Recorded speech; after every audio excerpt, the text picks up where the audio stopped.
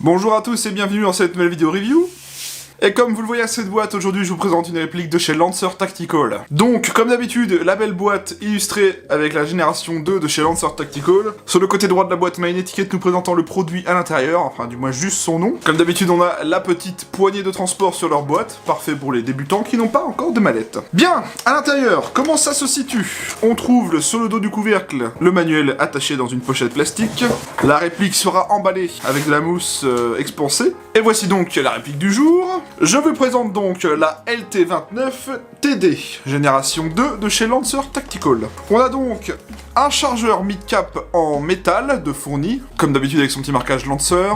Bien évidemment la réplique, une réplique type M4 très sympa. Un peu M4 PDW. Un ressort de rechange type M90. Comme d'habitude avec Lancer Tactical, on a droit à un petit patch. Et la traditionnelle tige de débourrage et de nettoyage. Et voici donc la réplique du jour, la LT29 TD de chez Lancer Tactical. Une réplique très courte, style M4, un peu M4 Custom ou M4 PDW. Vous allez voir qu'elle a quand même des petits atouts intéressants, cette réplique. Bon, j'ai pas d'historique d'armes à vous faire parce que bon, c'est pas officiellement un M4, hein, c'est une inspiration. Mais je vais vous parler quand même de la marque et de la réplique. Les répliques d'Airsoft Lancer Tactical sont étudiées dans l'optique des joueurs, d'où leur devise Airsoft for Players. Les répliques d'armes Lancer Tactical sont prêtes à être utilisées en sortie de boîte pour pouvoir vous lancer immédiatement dans une partie. Pas besoin d'upgrade pour avoir une réplique de très bonne qualité. Ce modèle, proposé par Lancer Tactical, est une version custom du fusil M4 conçu pour les parties en CQB. Sa petite taille ne dépassant pas les 63 cm avec la crosse complètement dépliée et son faible poids inférieur à 2,4 kg en font un excellent choix pour jouer en CQB. Son rail supérieur d'une longueur de 320 mm sera utile pour y fixer l'optique de votre choix. Disposant d'un bloc de détente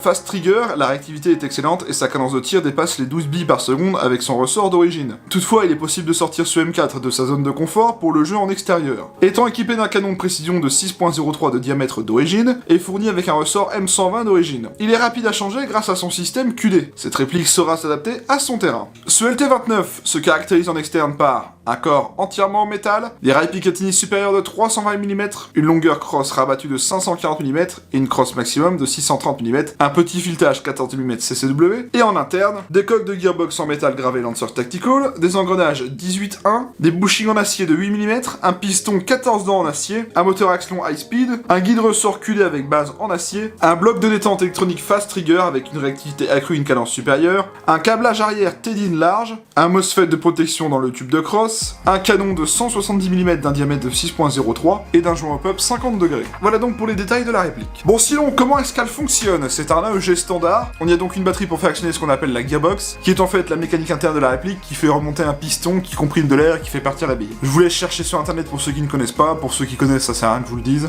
En fait, ce qui est bien avec ces répliques AEG, Automatic Electric Gun, c'est que c'est plutôt abordable. C'est pas compliqué à faire fonctionner parce qu'on n'a pas de gaz, on a juste une batterie à s'occuper des billes, hein, forcément. Voilà, ça marchera été comme hiver, aucun problème, faut juste être minutieux dans l'entretien des batteries, c'est juste ça. Surtout si on utilise de la lipo. Voyons voir un petit peu les manuels. Alors oui, j'ai dit les manuels parce qu'en fait, cette réplique vous est livrée avec deux manuels qui sont exactement pareils. On a donc le manuel de base en anglais, le manuel traduit en français, s'il vous plaît, parce que c'est Lancer Tactical Europe qui gère ça. C'est exactement les mêmes, nous on laisse tomber l'anglais, hein. À l'intérieur, on trouve une partie éclatée de la réplique, avec la désignation des pièces. Toujours, comme d'habitude, des stickers, plutôt sympa, hein, d'y penser. Une petite type cartonnée, avec une photo très sympa. Bien, en fait, c'est un peu un manuel généraliste, c'est pas forcément adapté à la réplique qu'on a en cours, donc ça vous apprend à installer la batterie dans les différentes fonctions que Lancer Tactical le propose, insérer le chargeur et le garnir, le sélecteur de tir pour les types M4, le réglage du hop-up, le réglage de la crosse. On a même une partie démontage hop-up canon, une partie nettoyage et entretien. C'est pas du complet comme je dirais un Marui, mais quand on vient d'acheter la réplique et qu'on connaît pas trop l'airsoft, franchement ça apprend les bases. Ils font l'effort en plus de nous fournir un manuel complètement français, donc très bon point, j'ai rien à dire. Regardons la réplique en détail s'il vous plaît. On va effectuer des zooms. On va commencer par le côté gauche. Alors au niveau des marquages, on retrouve un marquage peint sur la réplique avec le logo M-Lock. Parce que oui, on trouve bien un garde M-Lock. Le marquage Lancer Tactical sur le côté gauche de la réplique. Design in California, avec un numéro de série juste en dessous. Peint à la peinture blanche, hein, c'est comme ça. Le marquage du sélecteur de tir, Safe Semi-Auto, les étiquettes qu'on peut bien évidemment virer lorsque vous avez acheté la réplique. Sous la crosse, on a un très discret, parce qu'ils l'ont planqué, Made in China, Airsoft complètement assumé, hein. Mais l'avantage c'est qu'il est planqué. Au moins il est pas apparent sur la réplique en elle-même, donc c'est bien, ils l'ont planqué. Côté droit on retrouve le marquage du Safe Semi-Auto. Putain, il y a encore une mouche qui va me faire chier, je vais l'éclater. On a une variante du logo de Lancer Tactical avec la petite épée du chevalier. Sur le côté droit on a aussi le marquage du logo de Lancer Tactical. Clairement des marquages d'Airsoft assumés, mais bon, ils n'ont pas vraiment les licences, donc ils font ce qu'ils peuvent, hein. Ils font ce qu'ils veulent, donc voilà. On trouve le logo M-Lock de ce côté-là. Au passage, on y voit la très jolie crosse à l'arrière de la réplique, hein, texturée, plutôt sympa. Et sur le chargeur, on a le marquage Lancer Tactical. Donc au passage, hein, c'est un mid-cap, ils ont fait l'effort, bien vu. Alors, au niveau des contrôles de la réplique, c'est clairement un type M4 du genre. Je vous en ai présenté beaucoup sur cette chaîne, je trouve, depuis un moment. Bon, on va commencer comme par le traditionnel sécurité, etc. La sécurité se fait ici, avec le sélecteur de tir. Donc, elle bloque la queue détente. Donc là on est bien sur la position safe pour sécurité. Ici on basculera sur le semi pour le coup par coup. Et automatique pour le full automatique. On y remarque d'ailleurs au passage qu'on a une queue détente droite, plutôt sympa d'origine. D'ailleurs on y voit aussi que le ponté est élargi pour le passage de gants, c'est bien vu. Au niveau de la crosse, on a une crosse type PDW. Voilà, donc faut aimer, clairement. Moi, je suis vraiment pas fan, honnêtement, je vous le dis tout de suite, j'aime pas du tout ces crosses. On peut la régler sur plusieurs positions. Vous voyez que là, elle est rétractée au minimum. Pour la régler, il suffit tout simplement d'appuyer sur ce bouton et de tirer à la longueur qu'on souhaite. On a 4 positions, donc en voilà 1, 2, 3... et 4, voilà, donc là elle est tirée au maximum. Notez qu'il est possible de retirer complètement la crosse en appuyant sur ce bouton ici et en pressant ce bouton en même temps. C'est un peu galère, mais voilà, ça se fait, on peut retirer entièrement la crosse. De l'autre côté, on a l'éjection du chargeur, hein, comme sur un type M4 standard. Donc on appuie dessus et on le sort, hein, tout simplement. Pas de problème à l'insérer, c'est un chargeur type mid-cap standard. On a des organes de visée type flip-up, donc qui se déplient tout simplement en appuyant comme ceci, juste à l'avant. Donc avant-arrière, forcément. Ça nous donne quelque chose de ce style-là. Voilà, un cran de mire aligné avec le guidon à l'avant. L'organe de visée arrière est uniquement réglable en dérive grâce à cette petite molette, juste ici. L'organe de visée avant, lui, est réglable en hauteur, en y insérant l'outil type viseur d'M4 là. Pour l'accessoirisation, on retrouve un garde-main M-Lock, donc on y a 3 ports sur le côté, 2 ici en dessous, 2 sous la réplique, bah c'est pareil de l'autre côté, hein, voilà, on en retrouve 3 en latéral. Donc voilà, il y a forcément moyen de customiser avec un garde-main M-Lock. Le cache-flamme est dévissable, donc on peut y mettre un silencieux, et on retrouve un pas de vis 14 mm CCW, classique, c'est faisable, hein, si vous vous posez la question. Pour le réglage hop-up sur cette réplique, comme d'habitude, c'est un type AEG M4, donc ça va se passer ici au niveau de la trappe d'éjection des cartouches. Pour l'ouvrir, on va tirer le levier d'armement. Rappel, le levier d'armement sur M4 type AR, c'est ici. On tire dessus, ça ouvre la trappe. Par contre, notez bien que, comme vous le voyez, ça ne bloque pas la trappe. Donc vous allez devoir maintenir le levier d'armement en arrière, et on retrouve la bague de réglage du hop-up juste ici. Donc bon point, pas besoin de démonter la réplique, hein. Enfin, en même temps, sur les AEG, c'est plutôt rare. Type M4 standard, hein.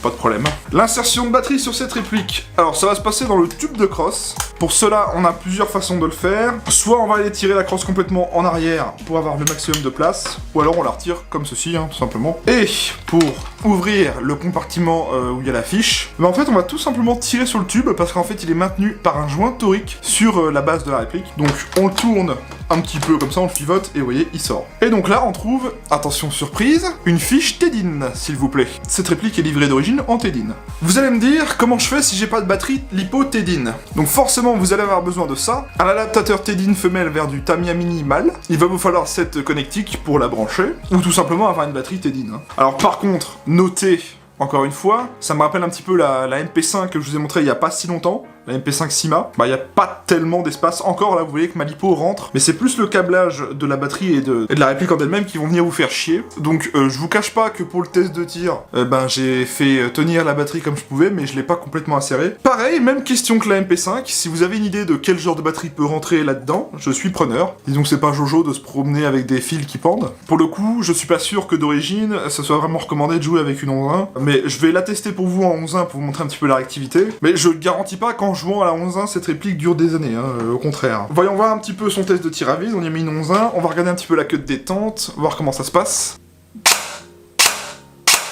On voit qu'il y a un bloc de détente électronique, hein, c'est pas du tout mécanique, donc ça c'est bien. Ouais, j'ai ça de débattement.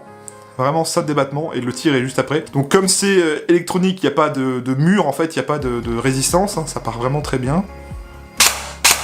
Alors par contre, pour le coup, comme c'est électronique, il n'y a pas de trigger reset mécanique, la remise à zéro de la détente est vraiment très proche.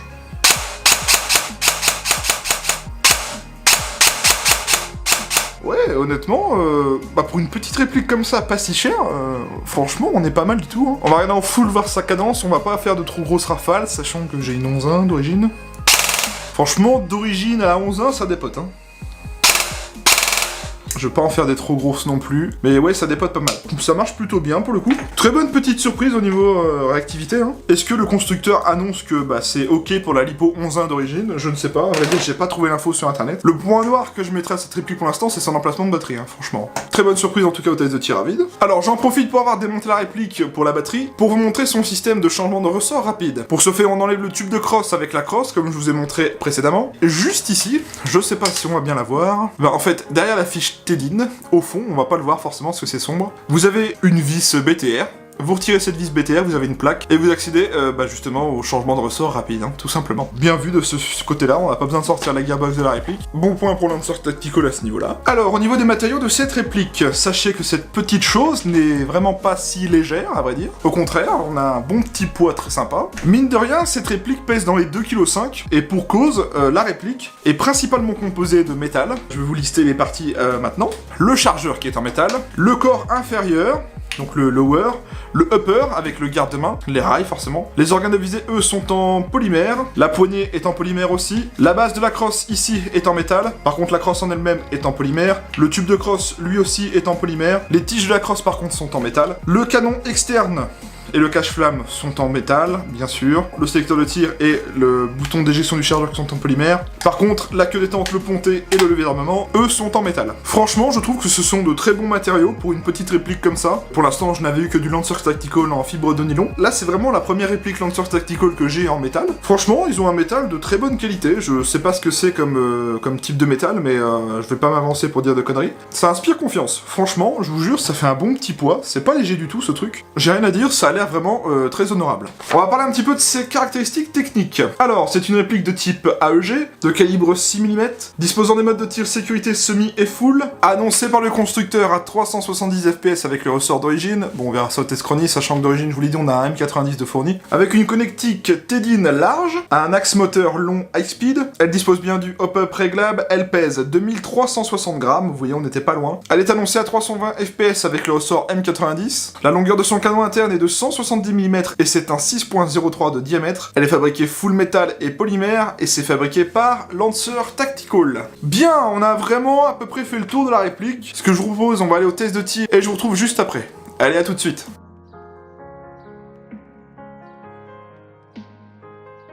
Test de tir du LT29 TD de chez Lancer Tactical. M'excuserez, mais j'ai pas beaucoup de place pour la batterie dans cette réplique, donc j'ai fait comme je peux. Hein.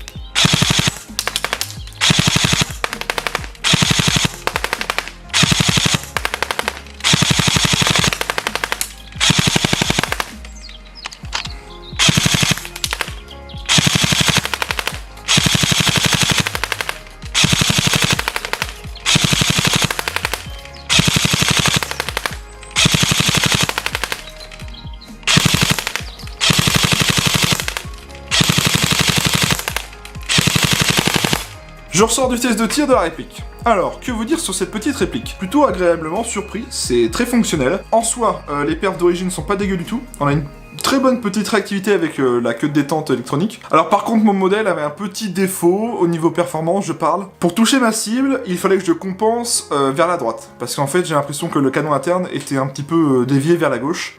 Et mes billes partaient complètement à gauche. J'ai dû dévier un petit peu vers la droite pour compenser. Du coup, c'est pour ça que je ne touche pas tout le temps. C'est un peu bizarre. C'est la première fois que ça m'arrive avec une réplique d'Airsoft. Donc peut-être que le canon interne est tordu ou a un petit problème. Après, franchement, avec un upgrade, on corrige tout ça, hein. C'est pas un problème. C'est ce que je me dis. Une petite réplique comme ça, fabriquée en métal et polymère, qui est plutôt cool et agréable à porter, je trouve. On lui fait un petit upgrade complet, et on en fait un monstre, hein, parce que c'est une Gearbox V2 standard. Hein. Donc je suis plutôt surpris, c'est très intéressant au niveau de cette réplique. En soi, quelques petits défauts pendant mon essai, mais je suis plutôt content de cette réplique, honnêtement. Voilà. Cette réplique, elle est à vendre chez mon partenaire à 279,90€. Spécialement pour cette vidéo, on vous propose 5% de réduction valable un mois à partir du moment où la vidéo est sortie, avec le code TEAMERLT295. Rentrez ce code et vous appliquerez 5% de réduction à cette réplique si vous souhaitez vous la commander. Je remercie beaucoup Guillaume de Guns & Target de m'avoir prêté cette réplique et de vous fournir ce code promo. Je vous invite à aller voir son site et sa page Facebook, tous les liens sont dans la description. Moi je vous invite à venir vous abonner à ma chaîne YouTube, pensez bien à activer les notifications, c'est grâce à cela que vous voyez quand je sors une nouvelle vidéo ou pas. Je dispose aussi d'une page Facebook qui vous permet de suivre mon actualité sur Facebook, j'y poste des photos, des posts communautaires et parfois même des concours. Venez, le lien est en description. Si la vidéo vous a plu, vous pouvez laisser un petit pouce bleu, ça me permet de voir si le contenu vous a plu ou non. Je dispose d'un serveur Discord pour les abonnés qui souhaiteraient venir échanger autour de l'Airsoft, venez, le lien est en description. Si vous aimez mes vidéos et que vous voulez soutenir la chaîne, vous pouvez me faire un petit don sur ma page Utip, ou alors en regardant une vidéo publicitaire gratuite qui me ramène de l'argent pour la chaîne. Ce n'est pas obligatoire, mais je remercie tous ceux qui l'ont déjà fait. On arrive donc à la fin de cette vidéo, j'espère qu'elle vous aura plu. Prenez soin de vous, portez-vous bien, profitez bien sur les terrains, et à mardi soir pour une prochaine review. Allez, salut!